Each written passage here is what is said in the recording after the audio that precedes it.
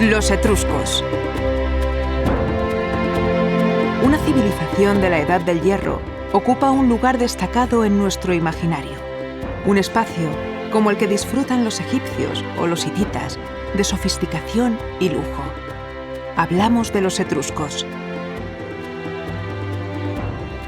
Las escenas de sus tumbas policromadas muestran un mundo de gran vitalidad. Las paredes de las necrópolis sugieren su amor a la vida y a los placeres. El Museo Arqueológico de Alicante es célebre por las grandes muestras que organiza, además de por su importantísima colección. Durante el último lustro, los mayas, Irán o los ídolos de la prehistoria han llenado sus salas con un enorme eco social.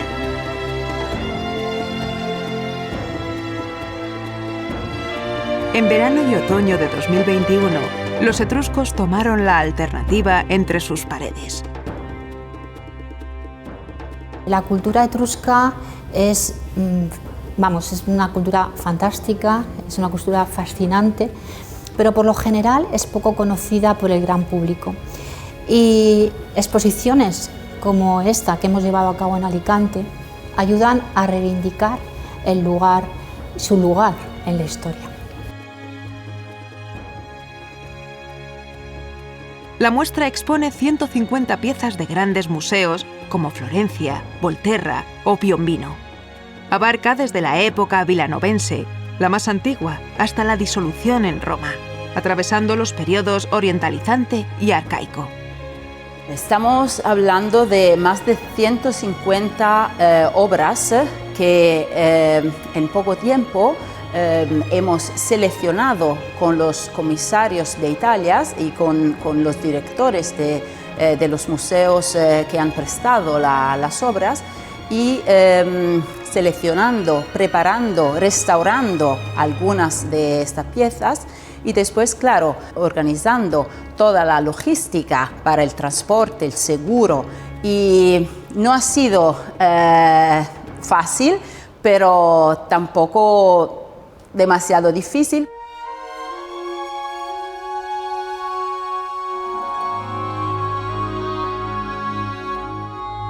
¿Cuál crees tú que es la visión general de ese mundo etrusco en España? ¿Se ven de alguna forma como el otro lado del espejo del mundo íbero, etrusco íberos que se miran en el espejo del Mediterráneo? A mí me parece que tanto los íberos tuvieron que tener un impacto, digamos, bastante fuerte a la hora de encontrarse con las primeras manifestaciones artísticas o con las primeras llegadas de los primeros barcos con muestras de vino a las costas alicantinas o españolas o francesas. Se impactaron tanto como ahora nosotros, porque nos reconocemos en este universo cultural que representa el Mediterráneo de hoy. Y como tantas veces decimos, aunque parezca tópico, el Mediterráneo no ha sido nunca un obstáculo, ha sido siempre una vía de comunicación, una gran autopista que, además de intercambiar productos, alimentos y otras cuestiones, ha servido para configurar una manera de entender el mundo, ¿no? Y de vernos a nosotros mismos y de vernos a los demás. Y a mí me parece que esto es un legado compartido que ha pervivido hasta hoy en día. El tiempo de los etruscos, su cronología, abarca el primer milenio antes de Cristo. En la península ibérica, sus contemporáneos son tartesos, íberos y celtas. Probablemente, y dado su carácter mediterráneo, los paralelismos más acentuados podemos encontrarlos en el mundo tartésico y el ibérico. El microcosmos de la cultura castreña quizás se aparte más del modelo etrusco. La lengua de los etruscos tampoco tiene origen indoeuropeo, como sucede con el tartésico, y emplea alfabetos diferentes, como los íberos hicieron con el griego. El mundo etrusco dejó su huella material en la península. Vamos a ver algunas muestras. Cerca de Alicante se han excavado algunos restos materiales que se exponen en el MARC. Estos objetos llegan de la mano de los fenicios, en un primer lugar en época orientalizante, entre los siglos 8, 7 y primera mitad del 6, y de la mano de los griegos o cartagineses a partir del siglo V, ya en los inicios de la época ibérica. O sea que no hay un comercio directo ni una intervención directa de los etruscos, sino que hay estos objetos de lujo, la mayoría, vienen de la mano de intermediarios del Mediterráneo, entonces, fenicios, griegos o cartagineses. La investigación limita mucho ese contacto Etruria-Iberia a objetos relacionados sobre todo con el vino, muy importante, por ejemplo los infundíbulas, coladores, jarros, etcétera, las ánforas, más que a contactos que pudieran influir en la formación cultural ibérica. El mundo mediterráneo, en época etrusca y ya desde el Neolítico, era un permanente viene y va de materiales y conceptos ideológicos. Así se fueron germinando las diferentes grandes culturas de la cuenca mediterránea. La etrusca no iba a resultar una excepción. La cultura etrusca se desarrolló antes que Roma, sobre la que influyó poderosamente, pero a su vez los etruscos también fueron influenciados por otras culturas mediterráneas, como los fenicios y sobre todo los griegos. Y es que el viejo Mediterráneo fue siempre puerta en vez de muros. L'Etruria, l'Italia e quindi l'Etruria occupano una posizione centrale nel Mediterraneo. Etruria está en Italia y por lo tanto ocupa una posición central en el Mediterráneo. Italia se adentra en el Mediterráneo y lo divide prácticamente en dos mitades. La parte oriental, con Grecia al este, y la parte occidental, que incluye la península ibérica y las islas. Esa posición privilegiada permitió a los etruscos tener relaciones preferentes con todos los grandes pueblos del Mediterráneo. Las relaciones con las primeras colonias griegas en el sur de Italia comenzaron en el siglo VIII a.C. Los etruscos comenzaron una rápida evolución, adquiriendo toda una serie de habilidades que van desde las destrezas artesanales, por ejemplo, en el procesamiento del bronce, del oro y del marfil, hasta las agrícolas, que permitieron que durante el siglo VI a.C. hubiera una abundante producción de aceite y sobre todo de vino. Se producía tanto vino como en las bodegas modernas, no solo vino para el consumo diario, sino un excedente que se dedicaba a la exportación. Tanto es así que incluso aquí, en Alicante, se encuentra un tipo de ánfora de vino etrusco y junto a ello un cántaro di buchero. Este cántaro es el vaso por excelencia para beber vino. Esto refrenda la extensión de la exportación de vino etrusco en el Mediterráneo ya en el siglo VI antes de Cristo. Del VI secolo. La mayoría de las ciudades etruscas eran ciudades de interior y su economía era agraria, sobre todo con dos productos, aceite y vino. El vino etrusco gozó de una gran fama en su época y de hecho se encuentran ánforas de vino etrusco en gran parte del Mediterráneo.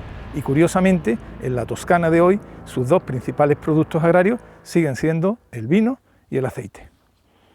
La economía etrusca estaba fuertemente sostenida por su producción agrícola. No obstante, la metalurgia del hierro fue otro de sus pilares. Sicuramente il ferro, la lavorazione del ferro La elaboración del hierro se percibe fuertemente en este territorio porque se llevó a cabo de manera ininterrumpida hasta el siglo XX, hasta la época contemporánea. Incluso un visitante poco atento del parque arqueológico puede percibir, caminando por la playa de Barati, que está andando sobre arena mezclada con mineral de amatista. Esta arena es muy brillante porque es un derivado de la elaboración del hierro. Dalla lavorazione del ferro. Le scorie, che erano naturalmente scorie lavorate in un periodo molto antico. La escoria, que era escoria procedente de fases muy antiguas, y que por lo tanto contenían mucho mineral de hierro, se recuperó para la obtención de hierro durante las primeras décadas del siglo pasado. A partire un po' dai primi decenni del secolo scorso, e il recupero delle El scorie problema avveniva proprio es que con se emplearon degli excavadoras para su escavatori, extracción, anche determinato, y eso purtroppo, provocó el sventramento derrumbamiento di de una edificios, parte di questi edifici, especialmente soprattutto in questa en esta zona, área de la e anche di necrópolis alcune y también de alcune algunas tombe tumbas della parte della cercanas al necropoli mar. che c'è lungo il mare. Los etruscos ocuparon grandes extensiones de territorio en lo que sería la actual Italia, desde la cuenca del Po al norte hasta la Campania, cerca de la actual Nápoles. Probablemente la región más asociada a los etruscos sea Toscana. Allí, Populonia o Volterra son dos de sus yacimientos más conocidos. La Acrópolis de Populonia es de esos lugares mágicos donde se condensa la historia y comulga además con la naturaleza. Aquí, en este cerro sobre el mar, vamos a encontrar restos etruscos, romanos y, por si fuera poco, una bellísima fortificación medieval, y todo eso rodeado por un auténtico manto verde. No es fácil comprender su gran desarrollo urbanístico y social. La presión de Roma y otras potencias influyó sin duda en la configuración de sus ciudades. El mundo etrusco nace de un gran acuerdo político, la conocida como coalición etrusca, firmada por 12 ciudades. Por eso también se le conoció como Dodecápolis. Estas 12 ciudades se encontraban en lo que hoy es las regiones de Umbría, Toscana y Lazio, aunque después el mundo etrusco se extiende por gran parte de la península itálica. En la misma Populonia han reconstruido un modelo ideal de cabaña, el primer tipo de vivienda que se empleó en esta gran ciudad etrusca. La arqueología no solamente nos permite conocer las grandes murallas, los templos, los palacios, sino también, y es algo que a mí personalmente me gusta mucho, es conocer cómo vivían, cómo era su día a día. En Populonia han reconstruido una cabaña. En cabañas similares, algo más pequeñas, vivía su población en el inicio. Muros de tapial y cubierta vegetal, como en tantos puntos del Mediterráneo. Esta cabaña es un poquito más grande porque tenía un uso comunal, como lo demuestran algunas tazas rituales enterradas en su suelo. Los etruscos se extendieron más al sur, conviviendo con los latinos. Uno de sus enclaves más significativos fue Tusculum, cerca de Roma. Hay una fecha muy importante que es el 509 a.C., que es el momento en el que en Roma alejan, como sabéis, a Tarquinio el soberbio, ¿no? Tarquinio se refugia aquí en Tusculum porque tenía aquí al marido de su hija. Desde aquí, Tusculum, como venganza hacia Roma, organiza una guerra con Roma, involucrando a varias de las ciudades latinas de la zona, y entre el 499 y el 496 se produce la que fue una de las grandes batallas míticas que tuvo Roma contra los latinos, que es la batalla del lago Regillo, del lago Regillo. Algo más de 200 kilómetros al sur se encuentra el yacimiento de Cumas, un reclamo desde la antigüedad, entre otras cosas, por su célebre sibila. Los etruscos llegaron hasta aquí en su expansión. Las sibilas eran oráculos capaces de predecir el futuro. La adivinación fue una clave en la religión de los etruscos. El etrusco credeva che tutto quello che succede nella vita El etrusco creía que todo lo que sucede en la vida viene determinado por la divinidad. Los dioses dan señales a los hombres sobre lo que tienen que hacer y sobre cómo proceder en la vida cotidiana y también en las grandes decisiones. Estas señales son dadas a los hombres a través de dos medios principales: los fenómenos naturales, relámpagos, nubes, viento, o mediante la interpretación del vuelo de las aves y el análisis simbólico de las vísceras de los animales sacrificados.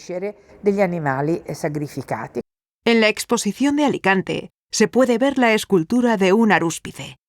Se distingue perfectamente el hígado de animal que ha empleado para realizar sus predicciones.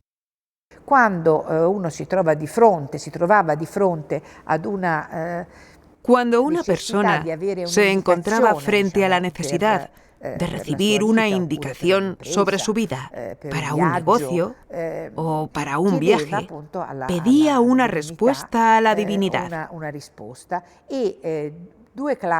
Había dos clases sacerdotales, los arúspices y los augures.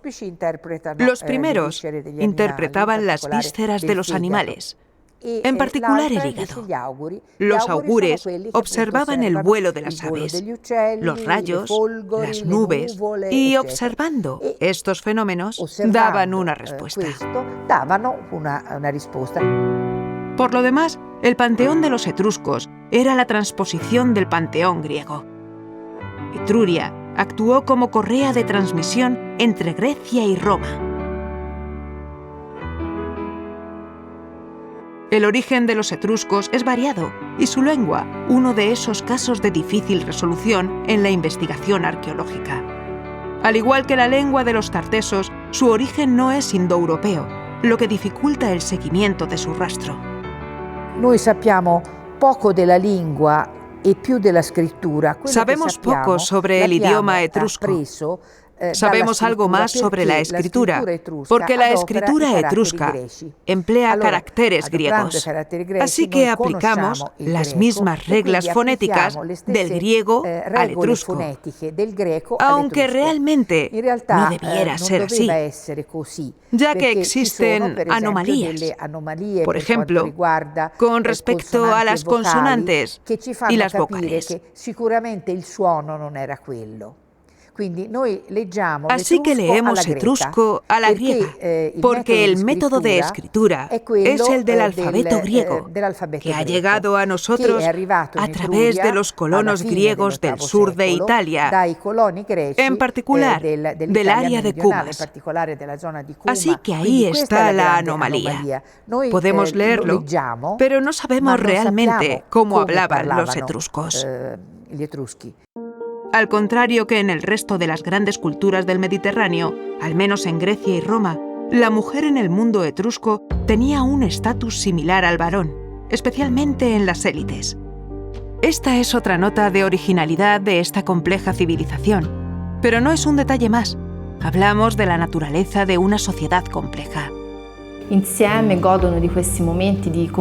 Los hombres y las mujeres disfrutan juntos de los placeres de la vida. La mujer etrusca participa de la vida pública. Se sienta junto a su marido y bebe vino, a diferencia de la mujer romana, que lo tiene prohibido. En la sociedad etrusca, desde el principio, la mujer tiene exactamente la misma dignidad que el hombre en todas las manifestaciones de la realidad, tanto en la vida cotidiana, en la vida pública y en las ceremonias religiosas. Esta peculiaridad distingue a los etruscos de todos los demás pueblos de la antigüedad, especialmente a los pueblos europeos contemporáneos de los etruscos. La mujer, bien sea acompañada por el hombre o bien sola, tiene las mismas actitudes que el varón y posee las mismas prerrogativas. Las tumbas femeninas de la época orientalizante son igual de ricas que las de los hombres. Se diferencian por objetos peculiares que indican si el finado es una mujer o un hombre, pero tienen la misma decoración y rango. Los reyes y reinas, sacerdotes y sacerdotisas, y hombres y mujeres comunes tienen el mismo nivel. A los cronistas de Roma les gustaba destacar los defectos de los enemigos de la urbe. En el caso de los etruscos, el lujo y el desenfreno fueron la diana elegida por los historiadores latinos.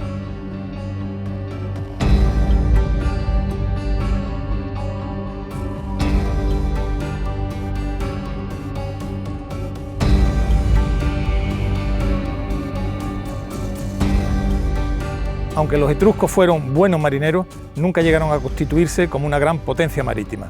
Fenicios, cartagineses y griegos lo impidieron. De hecho, la única de sus grandes ciudades que están justo en el mar es Populonia, donde ahora mismo me encuentro. Observar este mirador no solamente significa envolverse en la evocación etrusca, sino disfrutar de un paisaje realmente formidable. La necrópolis de Populonia, junto al mar, muestra la convivencia de los espacios industriales y los fúnebres y la pervivencia de una cultura funeraria a través de los siglos. Ese mundo espiritual etrusco, que en parte pasa a Roma, se expresa en su visión del más allá y por tanto en la necrópolis. Nos encontramos ahora en la necrópolis de Populonia. ¿Cómo eran los enterramientos etruscos? Ci sono delle città etrusche dove prevale. Hay ciudades etruscas donde prevalece la inhumación y en otras la incineración. Depende de la naturaleza del territorio, porque entonces todas las creencias que afectaban al más allá, para incinerados o inhumados, eran similares. Los etruscos llevaban a sus tumbas las cosas más bellas, las más ricas, para alardear, para mostrar su poder y su riqueza. Esta era la finalidad de la procesión, que trasladaba al difunto hasta la tumba. Que portava il defunto verso la tomba. La arqueología bebe del culto a los muertos, y es que desde la antigüedad los grupos humanos de alguna forma veneraron a sus ancestros. Y si la arquitectura, rito y creencias funerarias eran ya muy complejas en el mundo egipcio, donde me encuentro en este momento, también lo fue a lo largo y ancho del Mediterráneo, como veremos en el caso de la cultura etrusca. Cerveteri es una auténtica ciudad de los muertos, una necrópolis edificada a imagen y semejanza de una población. Tiene calles principales y secundarias y sus tumbas parecen cabañas o casas. La complejidad arquitectónica de las tumbas es muy grande. Esta, excavada junto a un pozo, tiene dos cámaras principales. A una de ellas se accede nada más bajar la escalera. Para entrar en la otra, hay que atravesar un pasillo con doble curva, un prodigio de ingeniería que tal vez encierre un mensaje simbólico todavía no descifrado. ¿Quién sabe? La sociedad etrusca manejaba conceptos muy variados y de difícil interpretación en el presente. Esta otra tumba, de grandes dimensiones, simula una cabaña. Es la más antigua de la necrópolis. La variedad edilicia es enorme, las sutilidades permanentes. El interior de este panteón muestra dos asientos tallados. Parece que van a ser ocupados por dos guardianes. La tumba posee varias cámaras y su arquitectura es de una gran delicadeza, a la vez que aprovecha al máximo el espacio. Pero si hay una tumba que sobrecoge en la necrópolis de Cerveteri, es la de los relieves.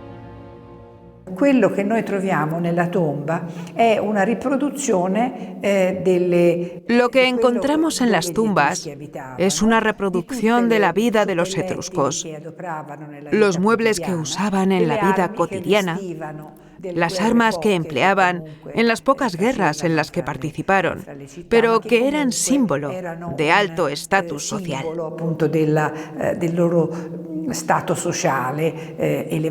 El titular de una tumba como esta pertenecía sin duda a una gran familia de Cerveteri durante ese periodo.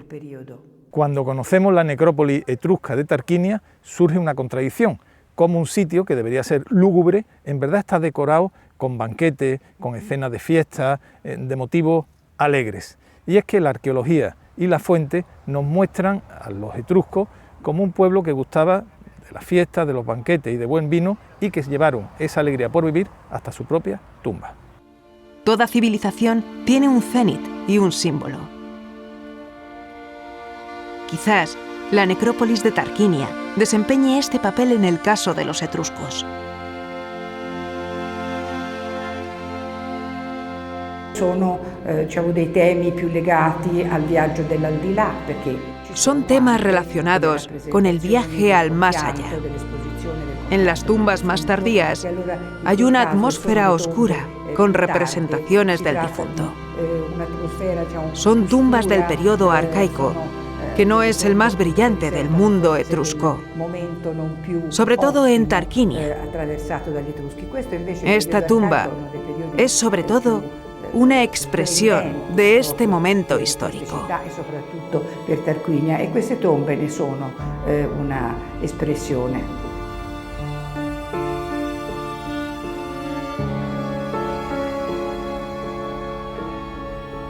El padre Nilo albergó una de las civilizaciones más sorprendentes de toda la historia, la egipcia. Duró más de 2000 años, pero como toda civilización estaba llamada a su fin.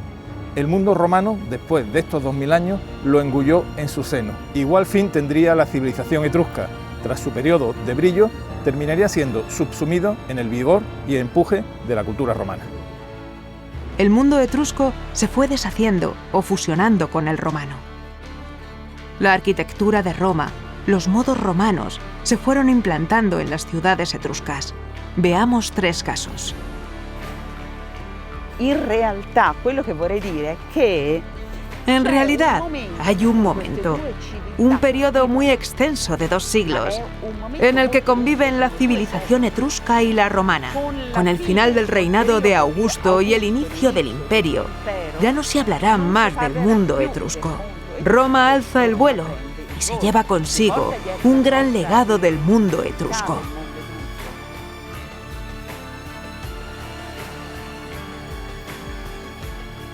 El foro de Tusculum empieza casi seguramente como frecuentaciones también en el siglo VII-VI a.C.